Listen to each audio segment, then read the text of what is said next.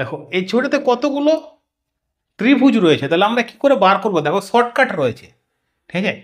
শর্টকাটে দেখো, তাহলে এই বেসটা থেকে এই বেসটা দেখো, পুরোটা আমরা প্রথমে দেখব 1 2 3 4 5 6 7, ঠিক আছে? পরবর্তী ক্ষেত্রে 1 2 3 4 5, তারপরে 1 2 3, তারপরে 1।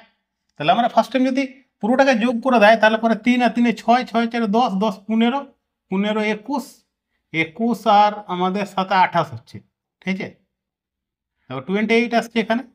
পরবর্তী ক্ষেত্রে দেখো এখান পর্যন্ত যদি নেয়, তাহলে পরে দেখো 15,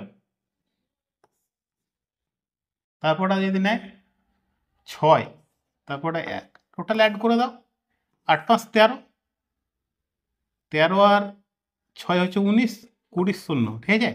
আর এইদিকে 5, মানে 50 অ্যান্সার হবে।